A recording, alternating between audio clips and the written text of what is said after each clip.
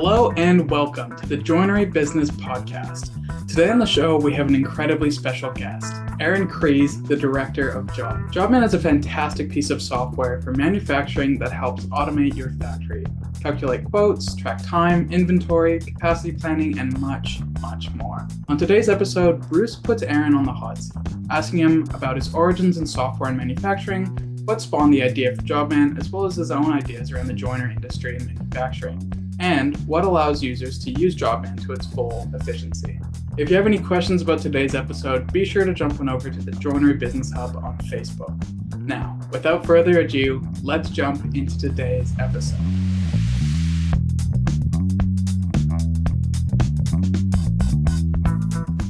Welcome, everybody, to today's podcast. I'm broadcasting upstairs in the barn with a long-term friend and colleague of mine, Crees from Jobman.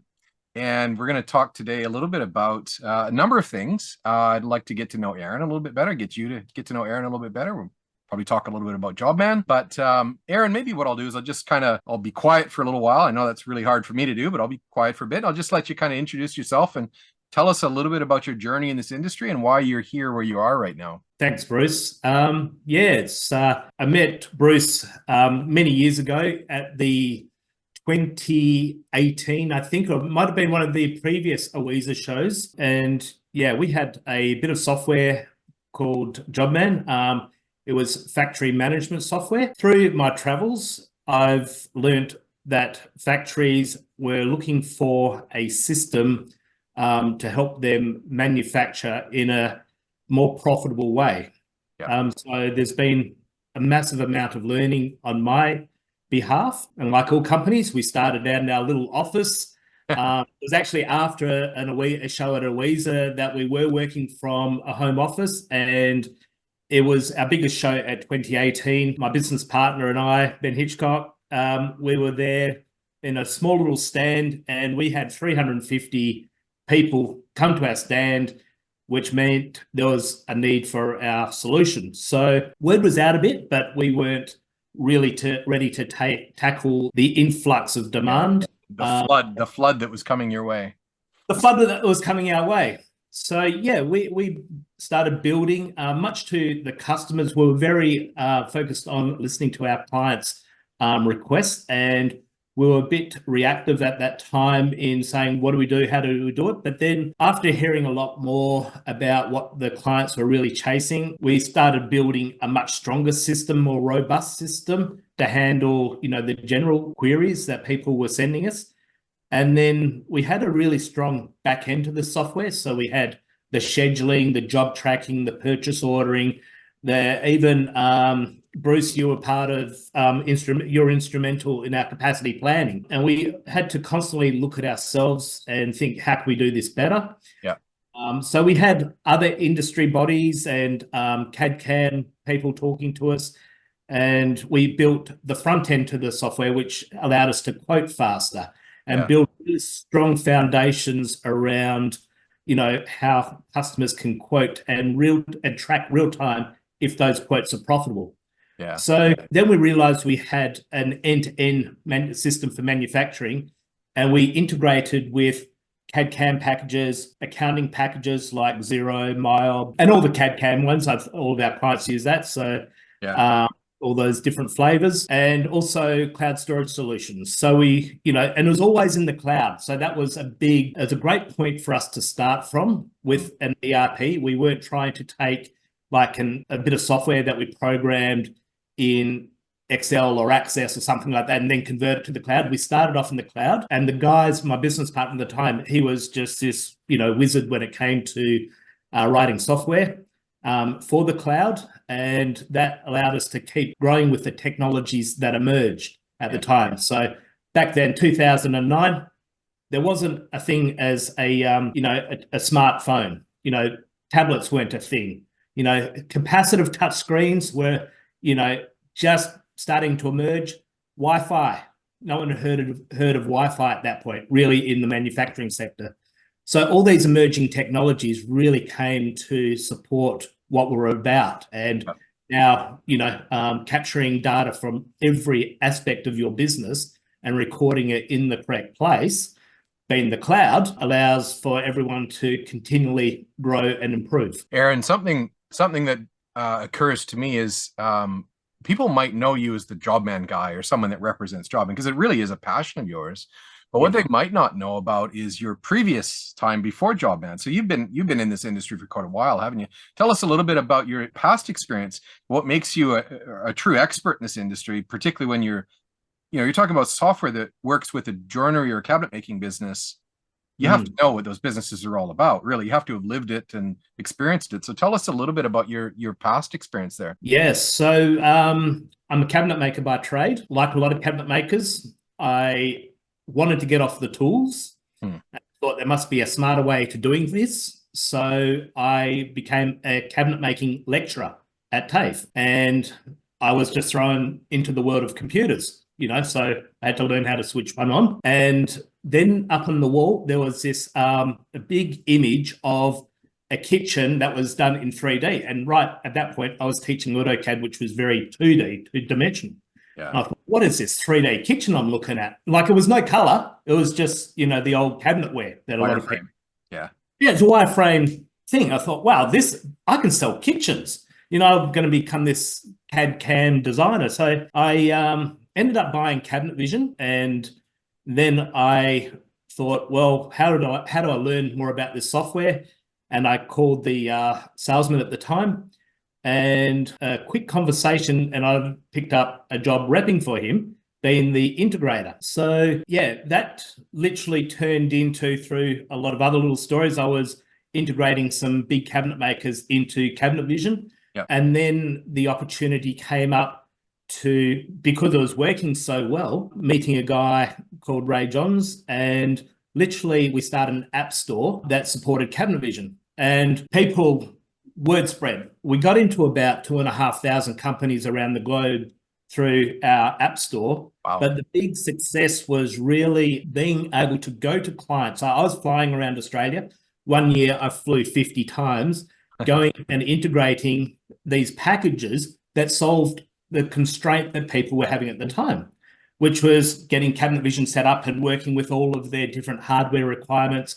Yep. All of their, we had shape shelving, we had lots of joining things. So yeah, meeting businesses and being able to walk in and walk out within a 3-day, sometimes it was a day, depending on what they bought, but a 3-day, and they went from, zero to hero sort of thing. They were just like, wow, this is amazing. And the word spread, and next thing everyone was jumping on board. So that was sort of my introduction to the software, how I sort of got into the whole business. But starting this Cabinet Vision app store, I also had this idea that, from a previous job, that people wanted to also capture all other aspects of the software on a singular platform.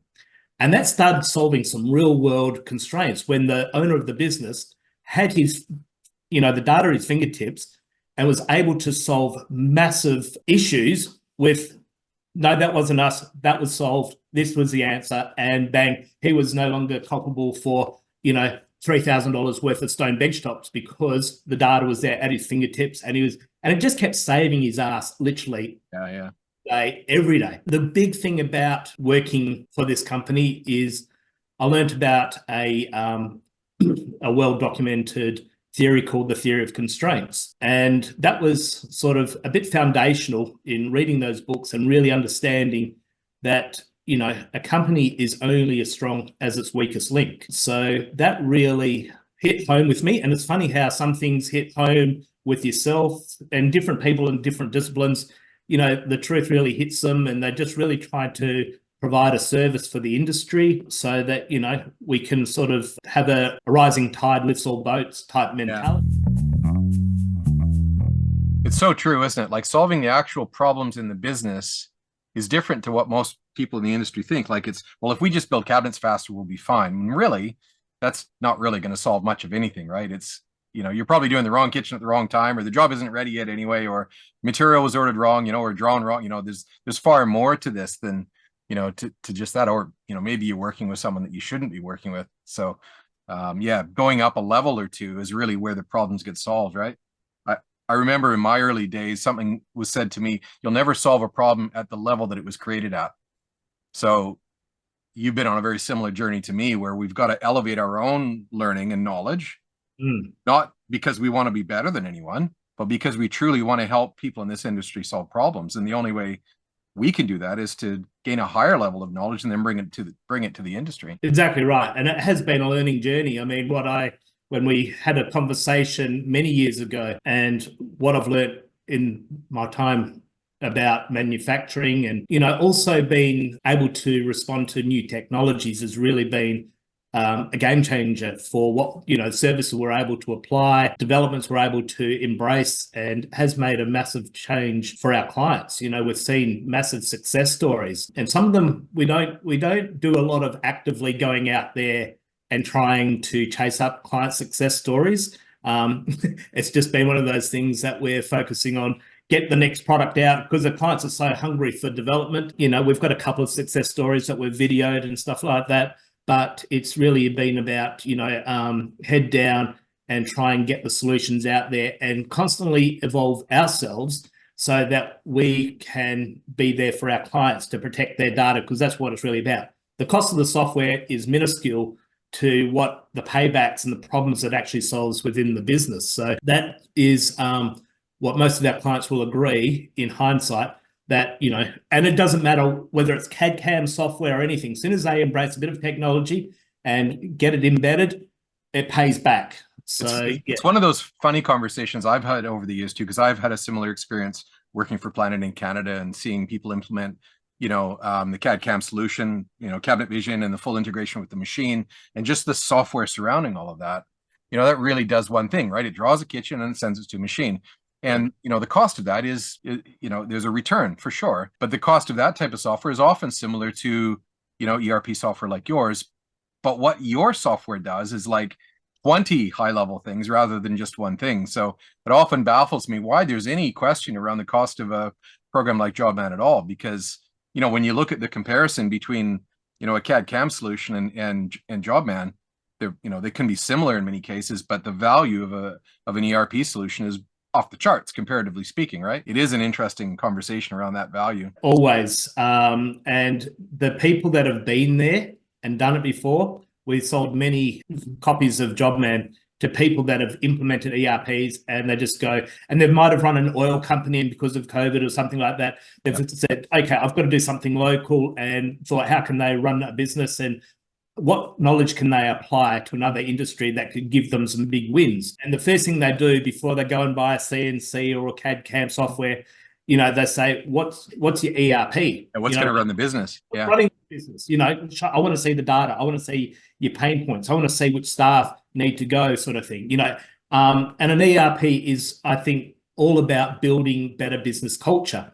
That's one of the biggest lessons I've learned through developing this software is, having been able to remove the blame game and instill better systems and processes allows companies to evolve and work together as a team. So the owner is able to take his hat off and put it on other staff, because he knows they're going to be able to do their job correctly, because they've got the systems there and he can check all the time, whether it's quoting, and going into that, like the end-to-end of Jobman is we put the, it's not just you're quoting with the product, but on the product, they've got the operational times. So it's a measurement. Like I'll go back to a bit of something I wrote many years ago, but cabinet makers, we become masters of measurement. We measure, and we'll measure twice. And then, as we become the craftsman, we get very confident. We know that our measurement, we only have to measure once. But, and we know when things don't make sense. And it's sort of surprised me the amount of businesses that stopped measuring when they took on, the position of a director or running a company. They stopped measuring how profitable they were, and it's all about, as cabinet makers, and I did a bit of time working on a farm, they're salt of the earth people. Like, they're really great people to deal with, and we get lots of, great comments back about, how much their lives have been affected in the positive, because, this can actually make a change, allowing them to turn their business into a real business. I thought they were running a business, but they were just they were just employed Well, and running. they were running, and the business was kind of running them in many ways. And the larger it gets without controls. So that's certainly one of the things I've seen over the years. You talked a little bit about data. I've seen the development of Jobman over the years. Been really impressed with how, it's grown. And, I've been involved with quite a few bits of ERP, like different ERP systems. And I'm really impressed with how Jobman has responded to, what could be considered benchmarks or industry standards. But talk a little bit about, I know you've got a real passion for what we call real-time data capture, because this is really what we're talking about, isn't it? Business is about information just kind of flying around in many cases. Information like conversations, that's data, that's information.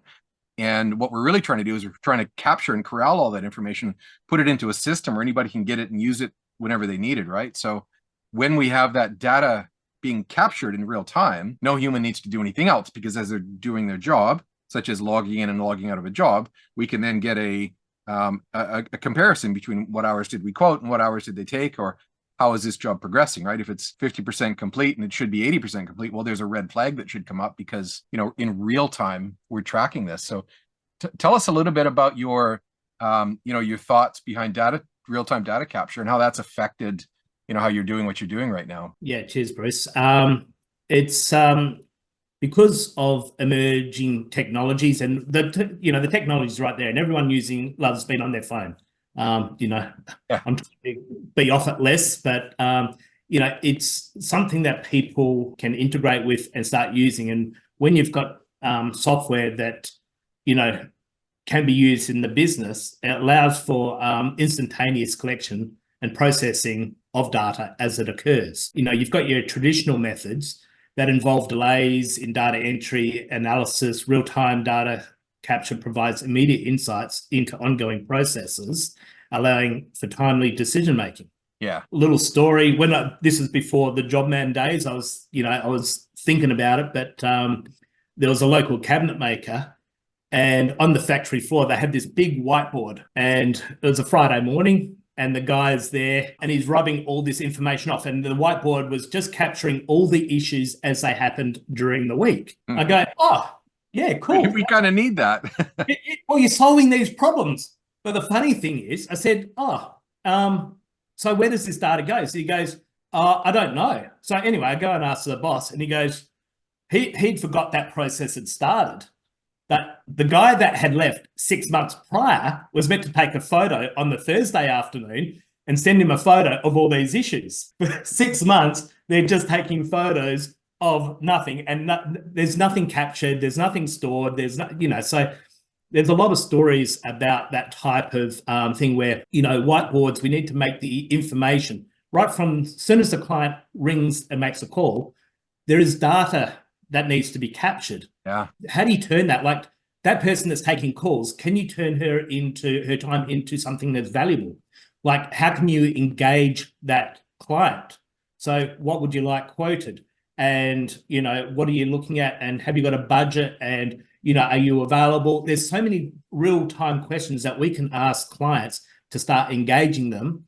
And, and then making a booking right there. You don't need to get the salesperson in if you've got their calendar in front of you, all this sort of stuff. There's so much more we can do that, allows us to get rid of waste and, optimize everyone's role so that everyone becomes efficient. What's the key? What's the key to successful data capturing? You've obviously seen hundreds and hundreds, maybe thousands of joinery and cabinet making businesses, and you've had the benefit of seeing the ones that are performing exceptionally well, and you've seen the ones that continue to struggle day in, day out, week in, week out. What do you think the difference is between the two? Sometimes it's a good, honest look at yourself in the mirror, and looking at where your business is and where you want it to go. Believe it or not, Bruce, the biggest clients that have achieved the most with our software also have gone out and asked for a bit of coaching. They're not pretending to be the experts and know everything. They want to know more and understand how and the why to implement these systems. So they can start looking around and try doing it themselves. But, what are you implementing, and is it going? What problems is it going to solve? So yeah, the companies that have done the best are the ones that look at themselves, say, we're not the experts, and I've been into so many of those clients that says, if you see a better way of doing something, can you tell me? And those companies have been customers, lifelong customers. Because there's always next year there's going to be a better way of doing it. There's always the next better way, right? It never ends. It doesn't. And and you have to keep evolving, and our clients have been the ones pushing us. Like, we've built an open API because they want to know the future for them is covered. So we built our new platform that's a SaaS model. So we've removed the constraint. And it's always about solving constraints. And like our clients, we've had to look at ourselves and say, how do we make our software get better? Yeah. We rewrote it from ground. We started this project, three and a bit years ago. Now we've got a product that, people can just sign up, 2 weeks free, and off they go. And, straight away within the first half hour, they've got their accounting software integrated, their cloud storage solution integrated, and they can be looking at what a quote looks like within the software with our site. So, that type of technology wasn't available, really 3-4 years ago, 5 years ago, to many people in manufacturing. So it's all about making it easier, isn't it? Because there's some great software out there that I've seen that's just really hard to use. Great software, hard to use, bad software, right? But even bad software, easy to use, can be good software. So it's always about how do you make it easy. Yeah. Even if it's great and they can't use it, it's not going to help anyone. Yeah, and there's so many rabbit holes, as all manufacturers know. So a lot of people have rung myself and my sales guy up and said, I didn't think something like this could exist. Yeah. They found us through an accident or a referral or something like that, and they just go, wow, this is exactly what I've been looking for. So it's solving those, high pain points for them. Say tick, tick, tick, tick. But it doesn't matter what customer it is. They'll ask every question eventually. It just depends on what learning curve they are in their business. Some are right at the beginning. Some are trying to solve really, detailed, real problematic problems. And that might be, the amount of stock that they've got on order and hasn't been delivered and all the rest of it. So, yeah, you do need to track everything. But it doesn't matter what clients put off because they think they're going to capture more data having a system. They're capturing the data anyway. It's just in with a proper database and an ERP system, you capture it once. So straight away, you're ahead every time you need to refer to that data. And look, I think, the strength of Jobman is your system is built for our industry, and there are all kinds of ERP systems out there that, quite frankly, if someone was to take an open mind and implement into a joinery business, it would probably work pretty well. But this industry is very much, if it's not written for my industry, it's not going to work for me, right? So you guys have intentionally taken the bold and very courageous step of niching to what was thought to be a small industry, and you've learned it's not really that small, is it? There's like thousands and thousands of joinery businesses out there, or related type businesses that Jobman could work with. Exactly right. Yeah, you've got your commercial, you've got your flat pattern. So our industry is evolving. A lot of people are going to more of a service-based type industry. So, the bigger, like the medium-sized companies are saying, I don't want to be a manufacturing client anymore. I've got a great product. I've got a great showroom. I've got lots of clients, but I just want to outsource the cutting and edging. Yeah. So you're saying, this evolution of companies that, are going to do what they do and do it better. That's where this industry is going. You're getting a lot smaller companies that can come in and, do the drawing, do the customer relation management, and then, go to a client that's trying to control more of what they do.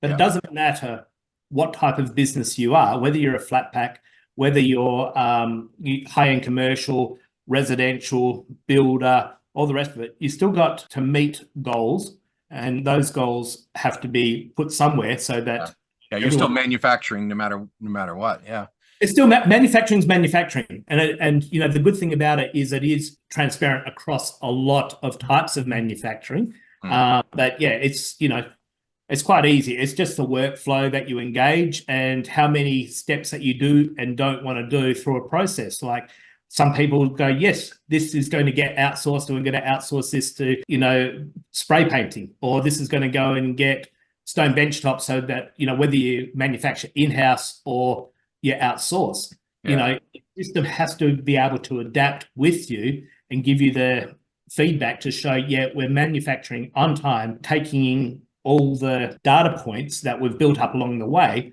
so that we're accountable to them moving forward. And then to run a report at the end of it and say, hey, we made a profit on this. And if you're not meeting those data points along the way, it lets you know. At least you can be proactive about finding a solution rather than be reactive and throwing a Band-Aid fix over something. Yeah. And that seems to be the difference between the companies that really make it and shine and the companies that just keep getting to the Christmas break and going, thank goodness that year's over. Yeah, now we can rest and then start again in the same chaos in January. Hey, I'm going to shift gears here a little bit, Aaron, and I've got a really deep question for you. I'd love to hear your thoughts on this. Imagine that you're only allowed in your life to go to one more concert, and it could be anybody. It could be anybody past or present, so like someone that's passed away or somebody today, but you're only allowed to go to one more for the rest of your life. Who would you see? In a concert? Wow. That's a funny one, Bruce. Listen, I'm going to say Neil Diamond. Neil Diamond, wow. Well, he's still alive, I think. And he is, he actually still sounds pretty good. So yeah. We often sing Neil Diamond songs after a few bevies. It's just, it's something that my dad loved, and I just, thought, wow, that would be so good just to, feel a real atmosphere of something that, was a real shaping the music industry. And you might want to hurry up on that one if you actually want to do it, because I don't think there's that many years left. Like, I wanted to see James Brown, but unfortunately I lost that opportunity a few years ago. Good one. Cool. All right. So here's my next question for you. I'm throwing you under the bus a little bit here, but I'm pretty sure you're going to be able to do this. Let's say that you're talking to a small joinery business. It's just like in their first year, they've only got a couple of guys. Maybe they're still running a panel saw, and they're trying to figure out how to make this business work. Like, they're trying to figure out, how do I stop working 80 crazy hours? How do we what would your best advice be to that small little startup, small business? So always, I want to find out what their goals are. If they're happy working on a panel saw, and I have come across some guys that they just want to do this part-time, and, they might be in a country town way away from anything, and they've just got, their key drive is just to surf. So if they want to surf, and making a couple of cabinets on the side makes the ends meet, keep doing it what you're doing if you're happy. And don't let anybody tell you need to do it any different. Just exactly right. The thing is, what I really want to know is what are their dreams? Yeah. Okay, what are they trying to achieve? And that's a quite a question for a lot of them, because they've lost sight of their dreams, or why they actually got into business, because they find that they've quoting, not winning quotes. They're spending they've lost their weekend. So do they want to spend more time with their family?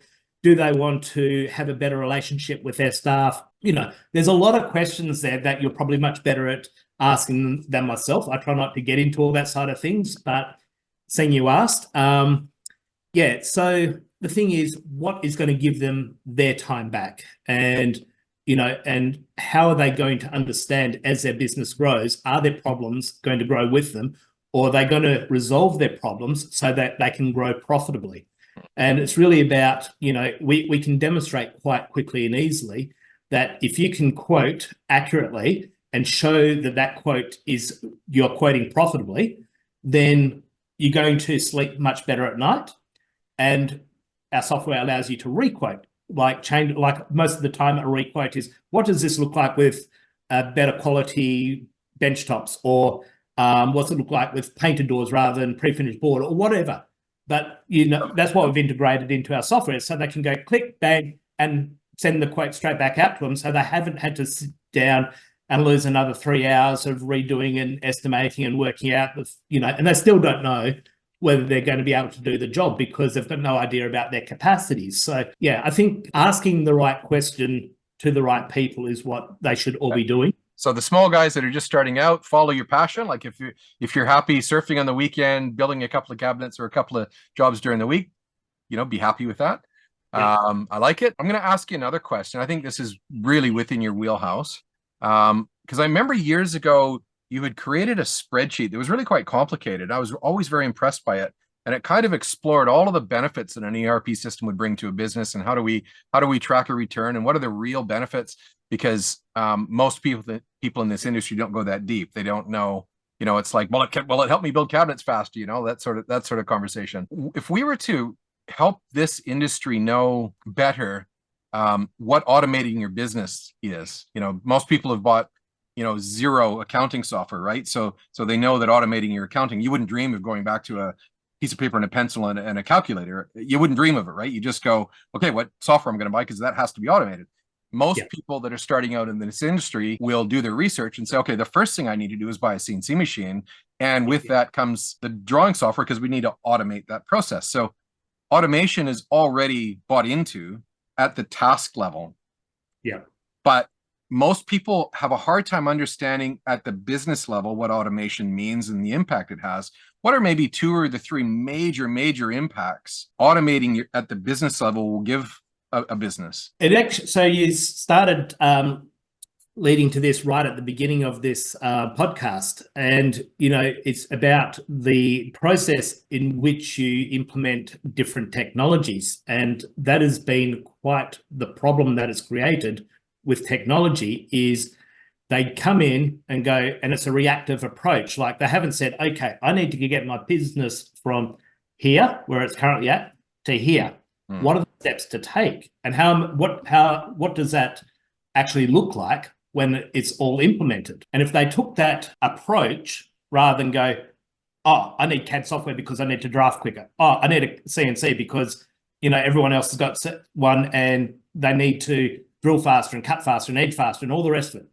But the problem is everything else, that you're starting to create bigger problems for yourself. You're starting to create a rod for your own back in implementing technologies that are going to expose you in every other area. Like, it doesn't tell you what capacity. If you're increasing all of your efficiencies, how are you going to deliver on those promises, of your scheduling? And what happens when something goes wrong? And it's, when you're a small business, everything's going right because you're out there, you sold your kitchen, you go back, you cut it on your panel saw or your CNC, whatever it may be, that you've just spent money in investment and put your house on the line, all the rest of it. But the reason they get further down the line, and the reason a lot of businesses come to us and say, I've done 3 times the amount of work, but I've made less money.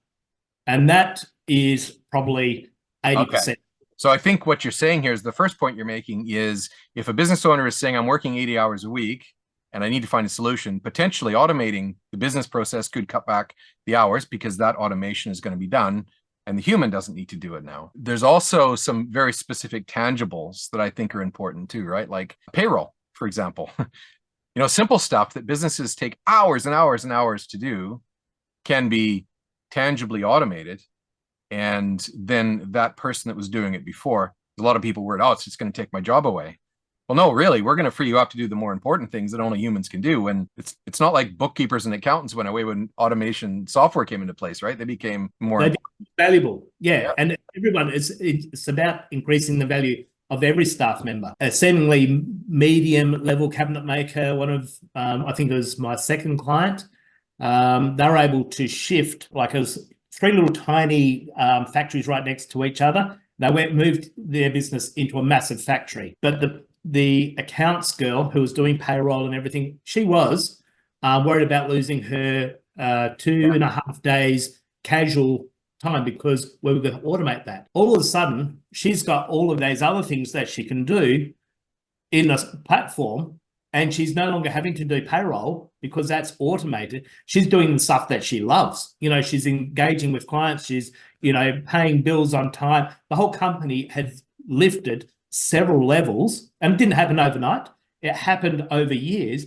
But at the end of the day, every one of them was able to engage in a level up and be part of something bigger, because the business owner did get business coaching and kept going back and say, how do we do it better? How do we do it better? How do we do it better?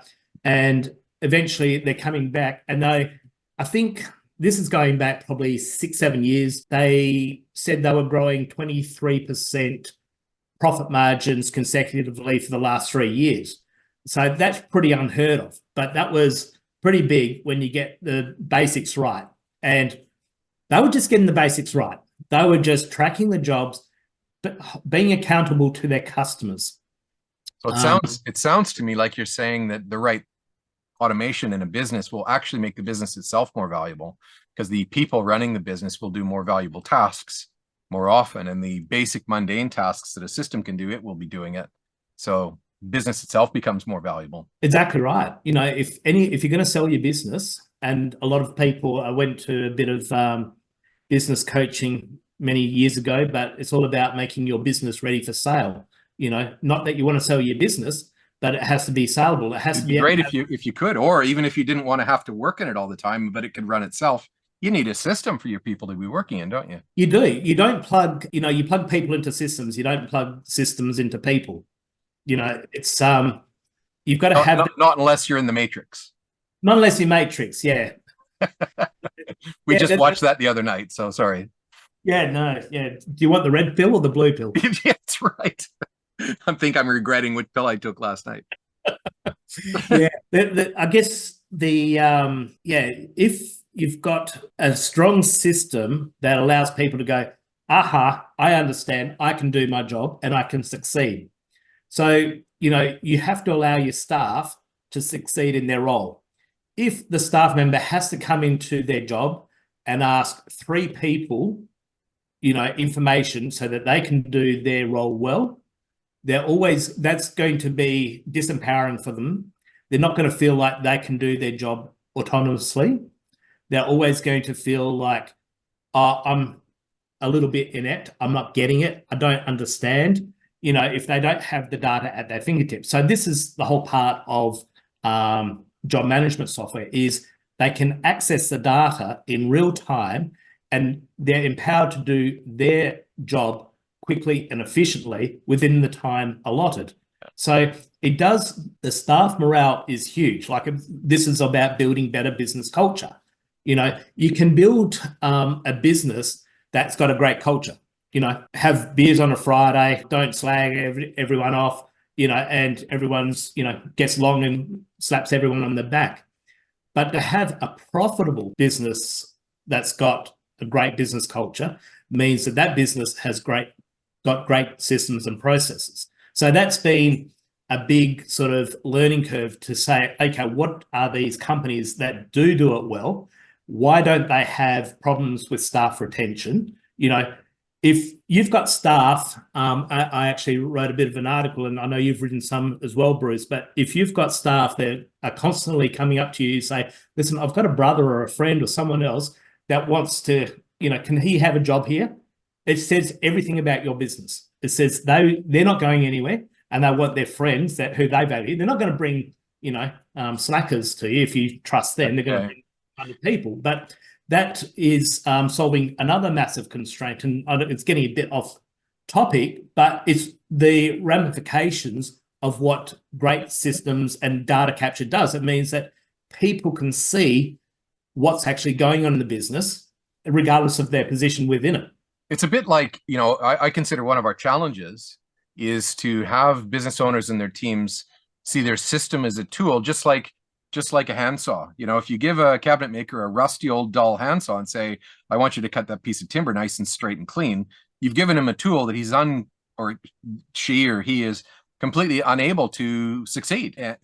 So being successful in business for people is about, what do you have? First of all, do you know how to use the tool? That's the first step. And then the second is, how easy is the tool to use and how successful does this thing work? So it is very much like that, isn't it? The right tools help people be more successful. 100%. And sometimes we build tools and we don't know how they're going to be used. You can give a hammer to, and they can use it the wrong way. But then sometimes you look at what they've built with it, you go, I didn't know you could build that with a hammer. And it's like we put a feature in our software called alerts, and it's a real-time data capture and taking photograph as problems as they arise. But not only will that image just stay within that job forever, it will email the person that has to do something with that. And if they haven't done something, it'll notify them, say, you haven't done this with your job. Yeah. But the thing is, people I didn't realize, but they started running their whole company with this alerts feature, because, here's an issue, bang. And they just started thinking of new uses for it. So yeah, sometimes you build a tool and you don't know how they're going to use it. And That's innovation. That's innovation at its finest. And yeah, exactly right. And that's the best part about being involved in manufacturing. We're all building something. We're all building, we've got creative minds, and we're all trying to solve the same problems. So Aaron, we've talked for a little while here of some really fascinating topics. Is there anything that we haven't talked about that you would like to put on the table here today? Anything that's occurred to you that we've skipped past? Or it's I'd just like to sort of capture, and emphasize the importance of embracing, the real-time data capture as a strategic asset. Not just about staying competitive, it's about staying ahead in an ever-evolving landscape, continuously evaluating and optimizing your data capture process to unlock new possibilities for your organization. So yeah, it's wherever you're at in your journey, if you can look at better ways of doing things, and people looking at this podcast are, they've got their eyes and ears open, and there's no time like the present to try something, to embrace something new, because whether it's overseas competition or your neighbor there, everyone's trying to do it a little bit better. They're trying to make a bit more money. Yes. The cost of business is going up. We just have to, and there's a lot of clients, Jobman and old clients that I talk to on a regular basis, and they're saying, right now, our books should be full with orders. But how are we going to make these profitable jobs? Yeah, it's one thing to get lots of work. It's another thing to make that work worthwhile, right? Yeah. Another thing I think is also worth, it's not all sunshine and lollipops. There are, and it's like with every gain, there's a bit of pain, and I've never sold Jobman and say, just sign up, it's all going to be happy, sunshine lollipops, and everyone's going to be making $1 million tomorrow. It just doesn't happen like that. You have to put planning in place, and you have to act on that planning. If you do it the other way around, it's fatal. That's a really good point, right? Because everybody, particularly nowadays, is looking for instant gratification, instant solution now more than ever. And now more than ever, we have to reinforce the point that if you're going to implement an ERP system, we're actually changing how your business functions over time. And that's a big project, right? So it's 9 months, 12 months, 18 months until we're really getting solidified with real change, like real sustainable change. And that's, there's steps as that happens and wins as you go, but you're only really going to feel, hey, we've really made substantial changes, like you say, over, a 12, 18, maybe even a 2-year period of time. And at that point, you're going to go, well, that was all worth it, but it wasn't always, free of pain and free of suffering, right? We've got to change. And sometimes that's hard. It is. Yeah. And you've got to take people along with you on the journey. You can't do it all yourself a lot of the time. But the beautiful thing about, capturing the data, it allows other people to be part of that vision. And as we, grow that vision, we can bring other people that can be instrumental in how we change and where we want to go. If you can say, here's how we're performing now, here's our problems, because the data's there to back it up. This is where we want to get to, and they can help you do that. And this is what we find, that businesses are able to evolve. They're able to bring some little young gun from the factory floor that wants to, own their own business, but rather than him go off and be competition, keep him in the fold, bring him up underneath you, train him, be his mentor. And next thing, that's you retired or partially retired or whatever you want it to be. You're still managing the business, but you've sold a small percentage of the business to someone that has got the initiative, the drive, and that might be a family member. I've seen a few family businesses, their sons weren't interested, or daughters, whoever it may be. They weren't interested in what dad was doing because dad was always stressed out. They show the picture, and dad's all of a sudden, he's not having to quote at night, and he's a happier guy. They go, well, what's dad doing differently? Well, they look into it, and he's changing. He's looking at how he's going to face his retirement and bring those children or whatever into their business so they can be actually part of it, get back to the business. And how do you create a better life than, and everything, and that way they're not going off and being somebody else's. Sometimes children are a good thing, but it's there's a lot of it can change the world and the way you look at the world when you're looking at you have better data to make your decisions with. Yeah. Well, this has been really, really good, Aaron. I'm glad you joined us in the barn and had a good chat on our podcast. How can people contact you? Give us a little bit of the people who are listening to this, they want to learn more. What's the next step for them? Okay, so Jobman is jobman.com. That's basically got our contact paging. Easy. Yep. It's pretty simple. We've made it used to be the fact that a client used to call us up and have to do a demo and go through the process and then we'd do a quote. That's all gone. You can sign up from our sign up page and you can literally be up and running, free of charge, just with a credit card and a company name. Yep. And have 2 weeks to trial it, see what it's like. We will actually give you a call, send you a calendar invite to book a half-hour session, just to find out what your dreams and aspirations for your company are, do a bit of an introduction. So we are trying to keep it very much like that customer business relationship. That's who we are. That's what we've always been about. We've had, my first 2 clients are still one of, our biggest advocates. It's been doing this a long time. So it's all at jobman.com. We've made it easy for anyone, anywhere to sign up. The software is multilingual, multi-currency. So we are expanding. If you don't see what you want right now, come back, tell us, just listen. We're listening. We always have, as you know, Bruce. We're listening to our clients and we're growing and want the best manufacturing software for the industry that money can buy. So we're dotting the I's, crossing the T's, and we're getting there. Yeah, awesome stuff. All right. Well, thanks for doing this, Aaron. It's been a pleasure as always. And we'll see you again real soon. Next time I'm in Perth, we'll come down and see you on your big plot of land. Beautiful. Thanks, Bruce. Thanks, Aaron. Cheers.